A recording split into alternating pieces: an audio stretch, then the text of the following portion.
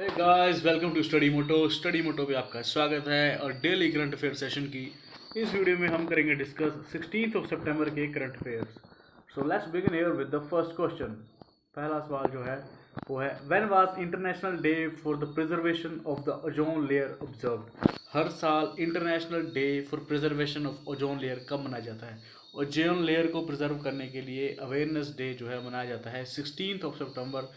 Option C is the right answer. 16 सितंबर को हर साल मनाया जाता है International Day for the Preservation of the ozone layer.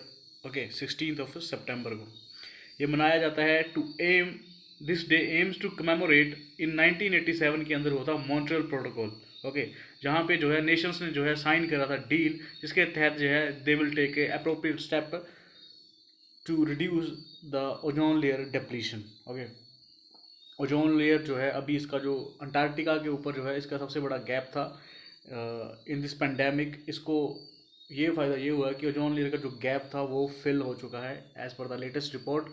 तो ओजोन लेयर जो है हमारे जो इन्वायरमेंट है उसमें जो है स्ट्रेटोस्फेयर स्फेयर में जो है होती है। नीचे सबसे नीचे होता है ट्रोपोस्फेयर, उसके ऊपर होता है stratosphere, then thermosphere, then ionosphere. And जो ओजोन लेयर है ये रिसाइड करती है स्ट्रेटोस्फेयर के अंदर। ओके, सो 16 सितंबर को मनाया जाता है International Day for Preservation of Ozone layer. Next question is, which among the following countries were elected as a member of the United Nations Commission on the Status of Women in September 2020?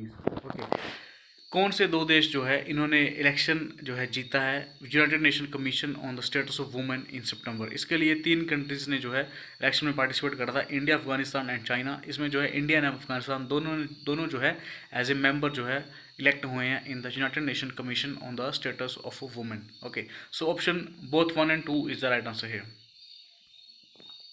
Next question is, Rajesh Khullar has been appointed as the executive director of which organisation? Rajesh Khullar जो है किस organisation के जो है executive director जो है नियुक्त हुए हैं, ये आपको बताना है। ओके, तो राजेश खुल्लर जी जो है ये चीफ सेक्रेटरी रह चुके हैं हरियाणा के सीएम मनोहर लाल खट्टर जी के।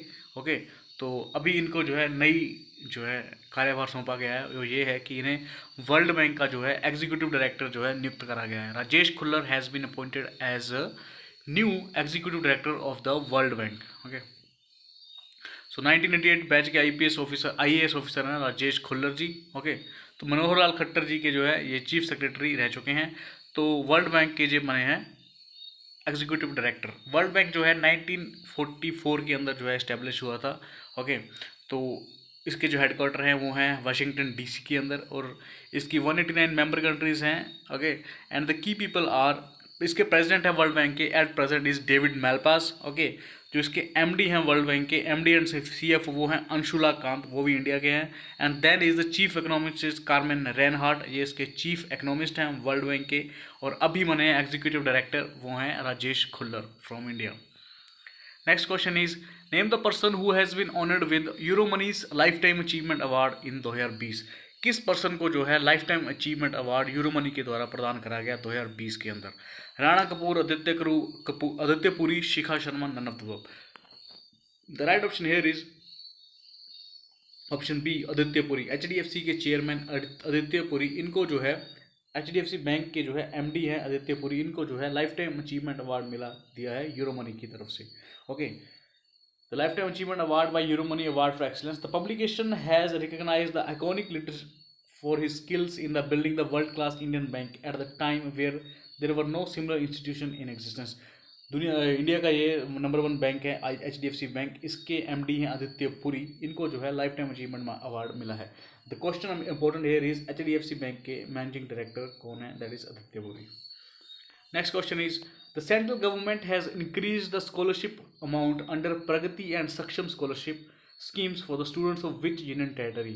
Okay, सेंट्रल गवर्नमेंट ने जो है जो स्कॉलरशिप स्कीम्स जो चला रखी हैं जिनका नाम है प्रगति एंड सक्षम, इसके तहत जो है जो जम्मू कश्मीर यूनियन टेरिटरी है उसके स्टूडेंट्स की जो है स्कॉलरशिप अमाउंट जो है उसको बढ़ा दिया है। ओके, तो प्रगति स्कीम जो है ये गर्ल चाइल्ड के लिए, गर्ल्स को जो है हायर एजुकेशन के लिए जो है इसमें जो है स्कॉलरशिप प्रोवाइड कराई जाती है। और सक्षम जो स्कॉलरशिप स्कीम है ये है डिसेबल्ड पर्सन के लिए। ओके, डिसेबल्ड और you can say specially abled person के लिए जो है ये स्कीम है सक्षम, एंड जो गर्ल चाइल्ड के लिए वो है प्रगति। तो जम्मू एंड कश्मीर के लिए सेंट्रल गवर्नमेंट ने जो है स्कॉलरशिप अमाउंट जो है बढ़ा दिया है, तो ये रखना है आपको याद। Next question is, according to the RBI's Financial Stability Report July 2020, the gross non-performing assets ratio of SCBs may increase to dash by March 2020। देखो आरबीआई ने पेश करी है RBI financial stability report of July 2020। इसके तहत इसके अनुसार इस रिपोर्ट के अनुसार इन्होंने बताया कि जो एनपीए की समस्या है इंडिया के अंदर, ग्रोस नेशनल परफॉर्मिंग एसेट्स की जो समस्या है उसकी रेशो जो है इंक्रीज कर सकती है एट व्हाट परसेंट। ओके, तो ये इन्होंने बताया कि इट में increase to 12.5%। Option B is the right answer. 12.5% तक जो है ये इंक्रीज कर सकती है। At present it is around 8.5%। Okay, in the scenario of pre covid जनवरी फरवरी के अंदर जो है एज पर द रिपोर्ट जो हमारा इंडिया का एनपीए था वो कम हुआ था। अभी due to the pandemic and lockdown and lots of economic shutdown, okay, तो एनपीएस बढ़ने का जो खतरा है वो बढ़ गया है। सो इन्होंने जो है इस रिपोर्ट में फोरकास्ट करा है कि the NPO might increase to 12.5% और in the baseline scenario it may escalate to 14.7 under very severe stress scenario. Okay, तो एनपीए की समस्या बनी रहेगी। Next question is, the Valmiki national Park located at which state. Valmiki national Park किस राज्य के अंदर स्थित है ये आपको बताना है। Goa, Maharashtra, Bihar, Uttar Pradesh. The Valmiki national park it's on the border of India and the Nepal. Okay, और बिहार के चंपारण में है ये, and this is right option is Bihar. Bihar के अंदर है Valmiki national park on the bank of Gandak river. It is the only national park in Bihar. ये बिहार का इकलौता नेशनल पार्क है।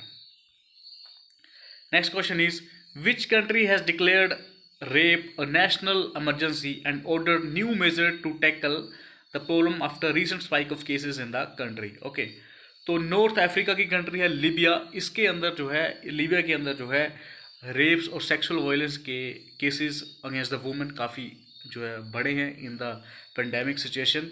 ओके, तो इन सिचुएशन को देखते हुए जो है वहाँ के जो प्राइम मिनिस्टर हैं उन्होंने जो है रेप को जो है नेशनल इमरजेंसी घोषित करा है। ओके, तो Libya is the first country जिसने जो है रेप को नेशनल इमरजेंसी घोषित करा है।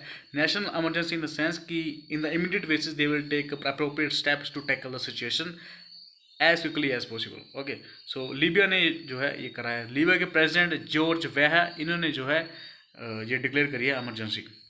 ओके, तो ये है Libya. It's a north African country and shares border with Egypt, Sudan, Chad, Niger, Algeria, Tunisia and also Mediterranean Sea। इसकी लीबिया की राजधानी है Tripoli and the currency is दिनार। लीबिया की राजधानी त्रिपोली है एंड इसकी करेंसी है दिनार, और इसके जो प्रेसिडेंट हैं वो है George Weah. Next question is, where is the headquarter of United Nations Economic and Social Council situated. United Nation Economic and Social Council इसके हेडक्वार्टर जो है कहाँ पे स्थित हैं ये आपको बताना है। Okay, Amsterdam Netherland, Manila Philippines, Singapore, New York and USA. The right option here is, इसका जो हेडक्वार्टर है वो है न्यूयॉर्क यूएसए के अंदर। United Nation Economic and Social Council इकोसोक, इसी के अंदर जो है इंडिया और अफगानिस्तान ने जो है as status on the commission of women जो है उसके अंदर जो है मेंबर इलेक्ट हुए हैं। Okay, it is one of the 6 principal organ of the United Nations and is responsible for coordination in the economic, social, environmental issues as well as implementing internationally agreed development goals। तो इकोसॉक के headquarter हैं New York के अंदर। Next question is, which nation stormed out of SCO meeting after display of a controversial map. Okay, तो Russia जो है host कर रहा है एससीओ की मीटिंग। अभी जो है मीटिंग चल रही थी हमारे नेशनल एडवाइजर्स की। ओके, कंट्रीज के नेशनल एडवाइजर्स की जो है ये मीटिंग, सिक्योरिटी एडवाइजर की जो है मीटिंग चल रही थी। ओके, तो इसमें जो है ये वर्चुअल मीटिंग थी। ओके, तो इसमें जो है इंडिया ने जो है पुल आउट कर लिया इस मीटिंग से अपने आप को।